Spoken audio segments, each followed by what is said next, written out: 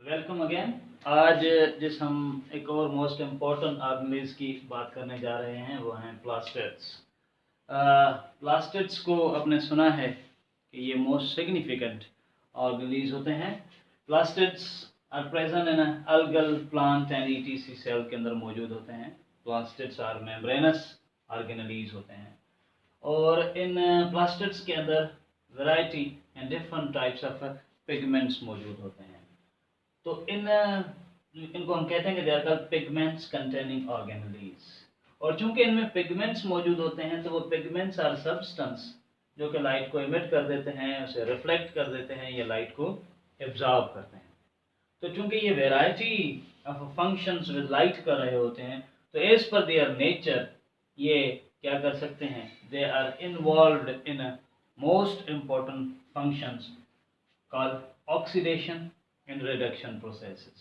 जो most of oxidation and reduction processes है, one of such important processes is photosynthesis है। तो इस तरह के जो redox reactions हैं उन reactions के अंदर ये involved होते हैं। इनका another important function ये भी होता है कि plastids जो हैं वो storage organisms का काम करते हैं when they are present in underground parts के अंदर। तो ये storage भी होते हैं और इनमें से जब ये कलर को रिफ्लेक्ट करते हैं, लाइट को रिफ्लेक्ट करते हैं तो they produce variety of colours है। और ये colours producing beautiful parts of plants के अंदर such as petals of the flowers के अंदर, लीव्स के अंदर मौजूद होते हैं जो उन्हें मल्टी कलर्ड बनाते हैं और अट्रैक्शन का काम कर रहे होते हैं। इनकी जो टाइप्स हैं ना उनको वन बाय वन करके पढ़ लेते हैं। टाइप्स में इनका प्रोप्लास्टिड होता है, ल्यूकोप्लास्ट होता है, क्रोमोप्लास्ट होता है एंड क्लोरोप्लास्ट होता है। ये टाइप्स हैं, टाइप्स ऑफ प्लास्टिड्स। हम इन टाइप्स को वन बाय वन करके इनके जनरल कैरेक्टरिस्टिक्स को पढ़ लेते हैं। और जो तो प्लास्टिड्स के टाइप्स की अगर हम बात करें कि what are types of plastids, तो proplast, leucoplast, one by one करके हम इनके कैरेक्टरिस्टिक्स को पढ़ते हैं। प्रोप्लास्टिड क्या होता है, वी से this is a type of plastid which is also membranes and dividing plastid. क्योंकि ये कंटिन्यूसली डिवाइड कर रहा होता है, रीडिवाइड कर रहा होता है। Why? Because proplastid is present in meristematic cells and meristematic cells हम उन सेल्स को कहते हैं जो सेल्स कंटिन्यूसली डिवाइड करते हैं, जिनका कोई परमानेंट शेप या स्ट्रक्चर नहीं होता। तो उन डिवाइडिंग सेल्स को हम कहते हैं these are called meristematic cells. और जब मेरिस्टेमेटिक सेल्स डिवाइड करते हैं तो दे एड न्यू सेल्स, जिन सेल्स को फिर हम लेटर कहते हैं they are called permanent cells. और जब सेल परमानेंट हो जाता है तो वो डिफ्रेंशिएट होकर कोई खास स्ट्रक्चर अख्तियार कर लेता है, वो सिंपल होता है या लेटर कॉम्प्लेक्स हो जाता है। तो उन सेल्स के अंदर जब तक वो परमानेंट नहीं होते, उनके ऑर्गेनेल्स परमानेंट नहीं होते, तब तक वो मुसलसल डिवाइड कर रहे होते हैं। तो उन डिवाइडिंग सेल्स को हम मेरिस्टेमेटिक सेल्स कहते हैं और उनमें मौजूद एक प्लास्टिड है, इसको कहा जाता है प्रोप्लास्टिड। तो proplastid is present in young and immature cells में। और इनिशियली ये जो प्लास्टिड है इसका प्रोप्लास्ट है। जैसे जैसे वो उन सेल्स के अंदर जा रहा होता है, अब उन सेल्स के फेट के हिसाब से जैसे वो सेल्स डिफ्रेंशिएट होते जाएंगे तो वो जिस आर्गन के अंदर मौजूद हैं, तो अगर वो लीफ के अंदर मौजूद हैं तो उन्हें एक ऐसा प्लास्टिड चाहिए जो कि फोटोसिंथेसिस करे, तो प्रोप्लास्ट चेंजेस इनटू क्लोरोप्लास्ट के अंदर। अगर वो फ्लावर्स के अंदर मौजूद है और फ्लावर्स के सेल्स के अंदर अगर मौजूद है तो वो डिफ्रेंशिएट होकर के क्रोमोप्लास्ट में भी तब्दील हो सकता है। अगर वो सेल्स अंडरग्राउंड पार्ट्स के हैं तो वो प्रोप्लास्ट चेंज हो जाता है इनटू ल्यूकोप्लास्ट के अंदर।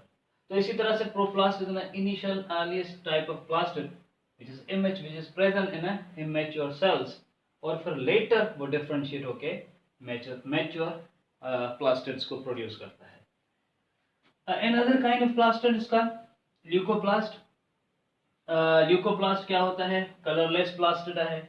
इसे हम पढ़ते हैं it's present in underground parts के अंदर। जो अंडरग्राउंड पार्ट्स हैं such as roots and stems, उनके अंदर मौजूद ये एक खास काइंड ऑफ प्लास्टिड है, इसका ल्यूकोप्लास्ट है। ल्यूकोप्लास्ट असल में जो फंक्शन करता है वो स्टोरेज का फंक्शन करता है। ल्यूकोप्लास्ट का काम ये है कि वो फूड को स्टोर करने का काम करता है। जब वो फूड को स्टोर करने का काम करता है तो food can be stored in different forms.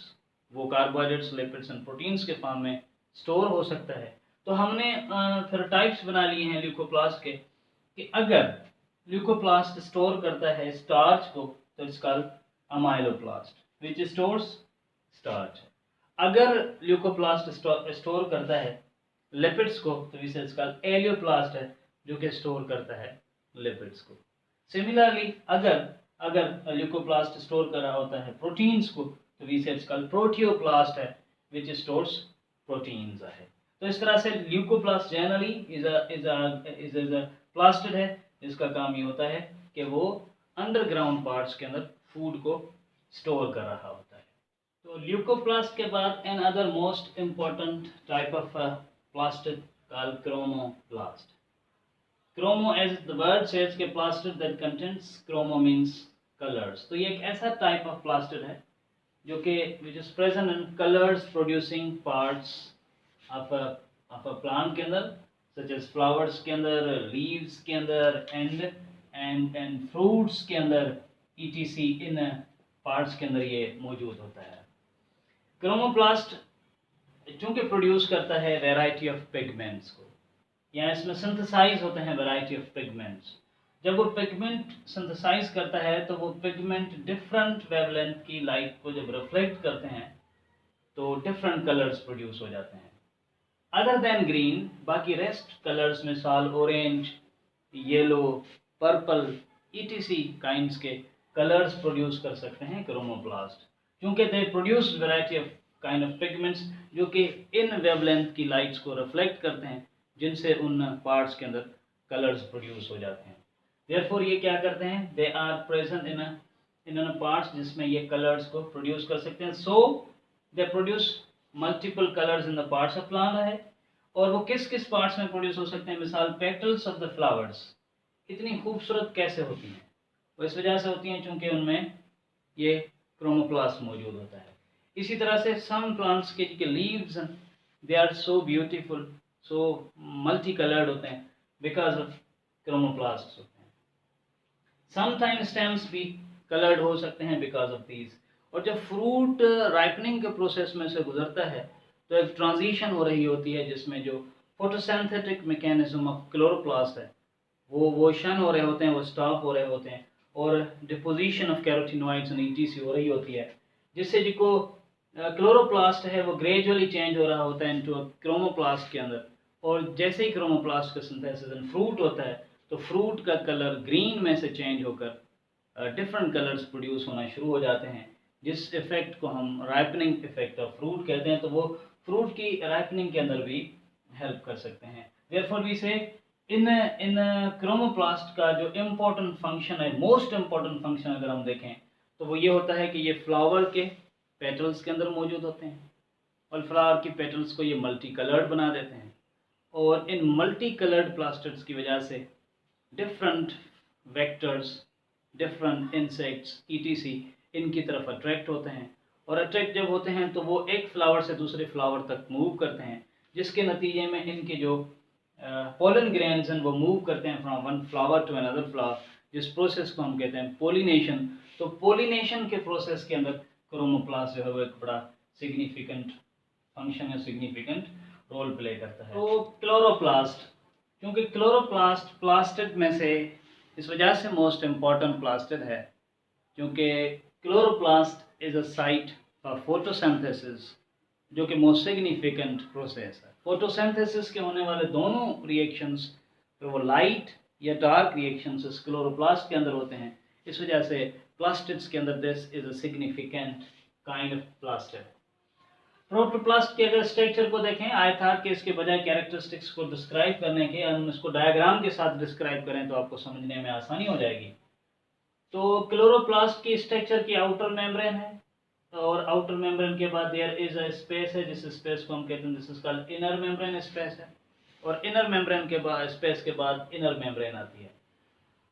जिस तरह से माइटोकॉन्ड्रिया था इसी तरह से इनकी आउटर मेम्ब्रेन के अंदर ये पोरेंस मौजूद हैं जो आउटर मेम्ब्रेन को परमिएबल बना देते हैं।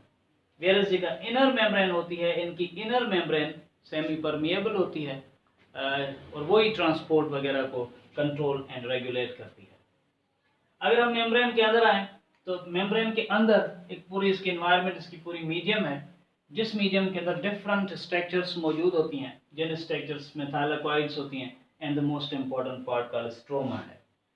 अगर हम इनके कैरेक्टरिस्टिक्स को पढ़ रहे हैं तो इस मीडियम, इस स्ट्रोमा के अंदर एक पाइल्ड स्ट्रक्चर्स मिलती हैं हमें, स्फेरिकल स्ट्रक्चर्स, जो कि थैलेकॉइड्स की होती हैं। Thylakoid is a disc shape structure होती हैं, we can say plate shaped structure होती हैं।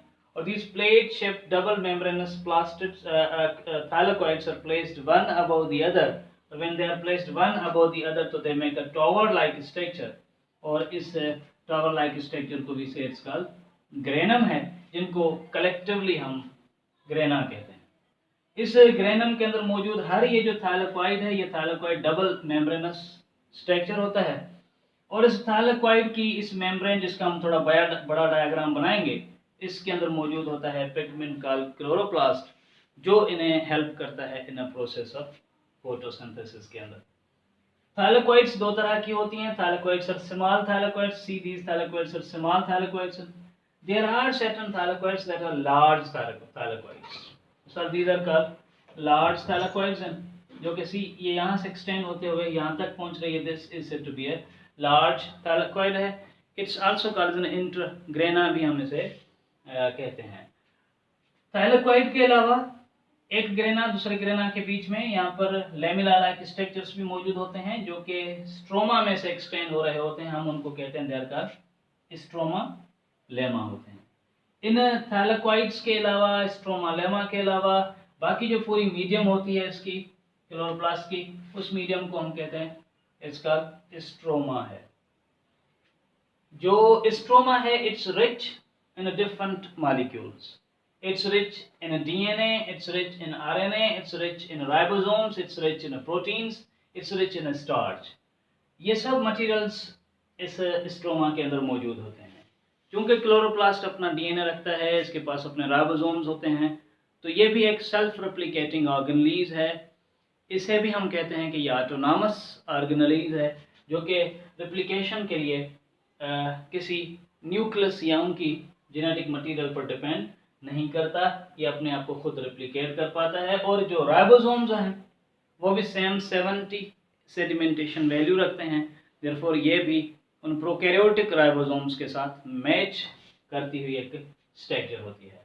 तो इस क्लोरोप्लास्ट की स्ट्रक्चर को अगर हम डिटेल के अंदर जाएंगे इसमें, तो चूंकि इसमें दो इम्पोर्टेंट इवेंट होते हैं, एक इवेंट होता है जिसे हम कहते हैं लाइट रिएक्शन, चूंकि this is a site for photosynthesis, तो उस फोटोसिंथेसिस की जो इसमें होने वाला प्रोसेस है उसे हम कहते हैं फोटोसिंथेसिस। उस फोटोसिंथेसिस के दो इम्पोर्टेंट इवेंट हैं। One event is called light reaction, और वो लाइट रिएक्शन किस में हो रहा होता है, that's taking place in the membrane of thylakoid के अंदर होता है।